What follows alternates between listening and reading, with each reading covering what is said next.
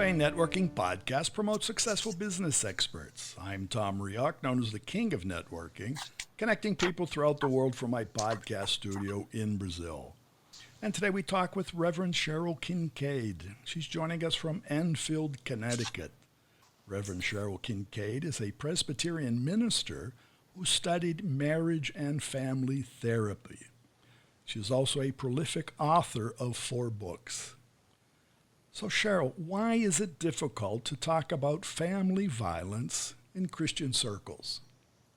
I think in some ways that we have exalted the family beyond what the Bible does. You know, the scripture was written so that humanity can have a relationship with God. And as Christians, with God through the person of Jesus Christ. And somehow in the 70s, we decided that we would restore all morality by focusing on the family. In fact, there was even an organization called Focusing on the Family. Before that, the church was Salvaic centered. Whether you were Catholic or Protestant, you talked about salvation. You talked about knowing Jesus. Right.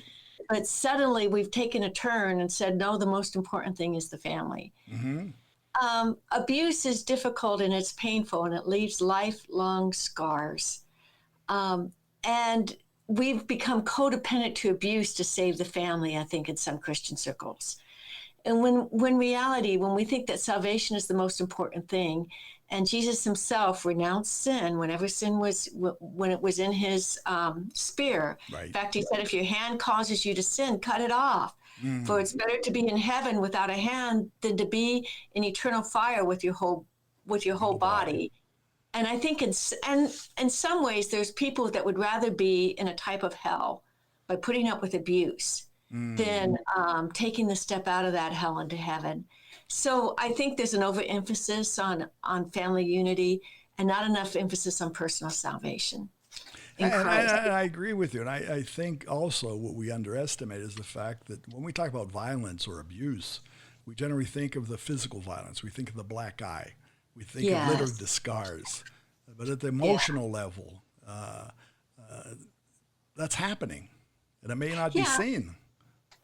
And, you know, there's a book called Invisible Wounds that addresses that too. But in the clinical community, the people who do research on it, David Finkelhor is a big psychologist that's done a lot of research on it. And he talks about that before the blows comes the emotional abuse, because you want to break down all the boundaries. You want to make the person feel like they deserve the abuse. Mm-hmm. Much like the Middle Passage on the slave ships, you made the slaves feel horrible on the ships and then you could abuse them. Or in the Nazi concentration camps, you put them on trains and starved them before you could abuse them. The abuser uses the same tactics. They find ways to emotionally and physically starve the person. So when the blow finally happens, they're so broken down, it's hard for them to run out or even retaliate. And you said like they feel they've deserved it. Yeah, unfortunately, they feel that they were to blame. Yeah, and that brings up another issue of why I think Christians have a hard time with abuse, and the word is forgiveness. I want to define the difference between forgiveness and denial. When you forgive someone, first you have to admit that they've harmed you, and with that acknowledgement that they've harmed you, the result would be caution. You wouldn't necessarily trust them again. There's also a passage in Matthew when Jesus said that he did not trust them, for he knows the hearts of men. So if Jesus didn't trust everyone, you don't have to trust someone. Right. And when you forgive, you relinquish bitterness, and you take care of yourself. That's basically. But that forgiveness is for an act that might have just happened, but not necessarily you're forgiving for the act that could happen tomorrow. Yeah, but denial says that the abuse was not that bad or it was deserved. It hushes the voice of caution, and it doesn't allow you to protect yourself in the here and now. And that permeates the family structure. Yes, and it keeps the woman entrapped. And I know there's lots of reasons that women are entrapped in violence: economical, sociological. Sometimes she has no place else to go, and the violence of the abusers will often follow them and take revenge. So it takes a lot of courage. One of my things that touch my heart that I don't like that's happened in our society is a negative connotation with the word victim, as if they deserved it because they're a victim. Right. You're blaming the abuser. There's lots of reasons why women get abused. my message to them in my books is that you can find empowerment. You can find empowerment in your relationship with Christ. You can find empowerment in exercising righteous anger. Now that sounds funny. Can Christians be angry? Yeah, well, Jesus was angry. Righteous He was angry more than anger. once. Yeah, and righteous anger is the same thing that drove the prophets, the minor prophets in the Old Testament, to stand against child prostitutions and the gods of Baal and the evil of the world. So righteous anger is a good thing.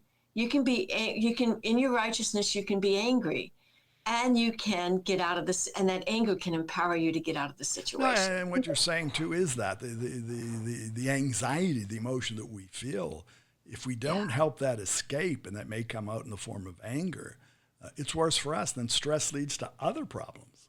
Yeah, it does. And the invisible wounds that follow abuse will follow you the rest of your life. Right. I know there's research, strong research, that children that have been abandoned and emotionally abused, it's as bad as a blow. And they have the same PTSD of it. And so it becomes a harder is, life even to live. Yeah, it is. One of the points I try to make in the book, that there's nothing that you've gone through or something that you've done or someone else has done to you that's beyond God's healing touch.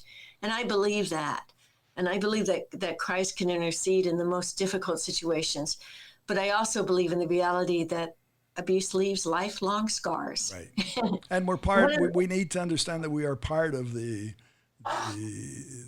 process of the change. It's not only God. It is God, but we're part of that. And this is another reason why I think Christian women have a hard time to deal with this, is that Christian women are not accepting of the word empowerment a lot. We've been so brainwashed into that we have to submit to everything, which I don't think is scriptural, that to empower and to stand up for myself and say, you can't do that to me. Right. And you might not be able to take the whole steps, but it takes small steps of empowerment, such as setting aside a certain amount of money and hiding it somewhere. So if things get violent, you can get out and get out fast. Mm-hmm. Making small steps toward moving out is steps that you can make, and not to berate yourself that I can only take this little step. I can't leave right away because I have this financial obligation and this one, but take whatever steps you can to protect yourself and your children. But I think the essence is take a step. Don't stand still, right? And it begins in admitting that this is wrong, that this ought not to happen. Well, I think what you said, you need to admit that you're not the victim. Yes, that you survived it, and you're strong because you survived it. Right. And you need to admit that this person is dangerous. Right. And that is difficult when there's genuine love involved. That's another problem that I have with the modern cultures. We like to simplify everything. We say it's not love, it's codependency. It can be love and codependency. Mm-hmm. And yes, you're going to be denying yourself the affection of that person. But if that affection comes with violence, it's not worth keeping. It's not worth keeping. It's time to cut it off. And for the sake of your children and for the sake of your future, to find a better way to live. Very good. Well, Cheryl, I want to thank you for sharing that. How can our audience find more about you? So I have two websites. One is revcherylkincaid.com.